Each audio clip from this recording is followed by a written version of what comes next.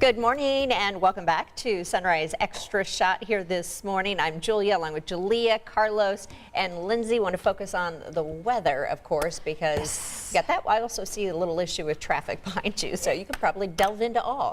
I feel like this kind of always happens. At the end of the show, there's usually a crash or two, and then right after 7 a.m., there's several, because I think we get into the peak of the morning rush. So I do want to get you really quick updated on some of the incidents we're following. This is on the city's southeast side on 465, right after the I-74 junction. At one point, that far left lane was blocked, but that's now back open. But still, this has caused quite the backup, and the delays are going to continue due to that. Also, the camera's moving around a lot. We got some winds that are really picking up. Now, this is on the city's northwest side. It's that ramp where I-465, you go past 96th Street, and that ramp continues on to I-465, kind of eastbound. That one lane of the ramp is blocked, but of course, at this time of day, that's a big issue. So we've got big backups that are developing there on the city's northwest side. So travel plans, please just keep that in mind for today. Otherwise, weather-wise, we're looking at some areas of cloud cover, perhaps even some low visibility and some areas of mist this morning. We'll keep that sky mostly cloudy today as we warm back through the 50s, around 64. As we get into the afternoon and forecasting highs in the low to mid 60s through the afternoon today. And mainly dry. It's important to note that because come tomorrow, we've got a slow-moving storm system that's going to bring rain in mainly after 1 o'clock in the afternoon. And then once that rain moves in, we're going to have scattered showers. Even a few isolated storms, rain will be heavy at times all the way through Friday afternoon. And I really don't think this is going to move out of the area completely until we get into Saturday afternoon. So that does mean if you're planning ahead for the mini marathon, temperatures will be in the low 50s early Saturday morning with those stray showers possible. 65 into the afternoon on Saturday. That system finally exits. Make those outdoor plans for Mother's Day. We've got some sunshine back in the picture, a little breezy, but a high back near 74. Looks pretty good. Nice. Sounds great. Hey, by the way, showing that we do read your comments on Facebook and other places. Fulton says, good morning, Carlos. Today is my mom Emily's 43rd birthday on May the 4th. So, Fulton, cool. Happy birthday, Emily. Yeah. 43. Good stuff right there. Awesome. Well, this next story is for all the Barbie Dream girls out there. I'm sure there are quite a bit of you in the comments, right? Yeah, well, Barbie's Dream House is actually going on tour. But this isn't really for your kids' dolls. This is actually a life-size version. I know, right? Okay, I knew that I wasn't the only one that was excited about this. So you get a life-size version of Barbie's living room, kitchen, her walk-in closet full of all of her outfits. You know Barbie does everything. So all of her flight attendant outfits, teachers, pilot, whatever.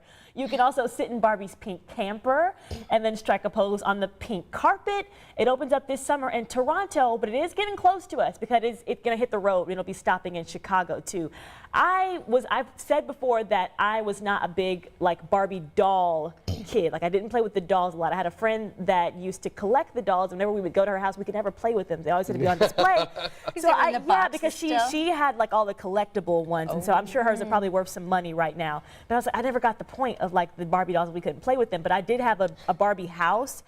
And I would try to fit in there, and my mom would come out and she was like, "You can't." I would be trying to stuff my fingers and so I always loved the idea of the house and all the things that Barbie had. So I would 100% try that out. And pink is my favorite color too. So a pink house is just so cute. My Barbies were always horseback riders because I was into those little model horses. Yeah. So they were always out riding into the sunset instead of a little convertibles. You a Barbie fan?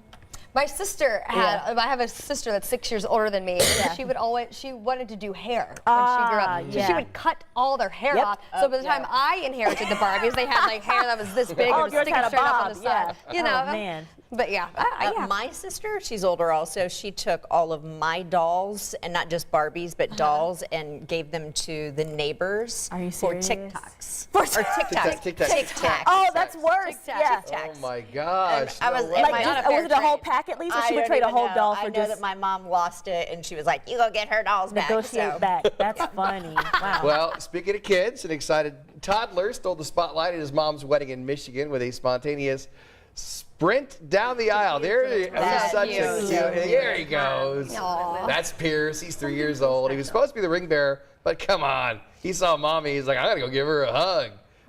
He's gregarious. He loves his mommy. He greeted her. And it stole the entire show right there. Pierce later stole the show on the dance floor as well at the reception. showing off his moves. I like how he went casual. Yes, I was going to say that. They Yeah. knew he was a dancer because they were like, we got to get him in some more casual clothes. Let him really get out there and break a sweat. That is super cute. He just saw Mom and he was like, Mommy! I love it. There he is screaming you there. said this during the show, Carlos, that your kids, when they see her, My wife. Olga dressed up, that they're kind of like, she's a princess. She's a look at Mommy. She's a prince. This is when Mommy was a princess and this and that. So yeah. And that's the stuff you rehearse and all that for your wedding, but then you have moments like that. You just can't rehearse that, and that's so cute. I'm sure that's probably what she will Wing it, remember yep. about her wedding. I That's think super so. Well, it is spring fling season, and not just for humans. Watch out. Turtles are apparently on the hunt for love right now, but their courtship looks a little different, obviously. Reptile experts say turtles, if you look closely, they actually give each other It's like tickling her face. That is so in a cute. courting ritual. So one Twitter described this video as actually footage of me attempting to flirt in 8th grade. Yes, it is very cute because it is. It's almost like just He's like hey, little. I just want to touch you for a little bit. Yes, there we go. I like you so much. That is super cute. Gosh, I love that.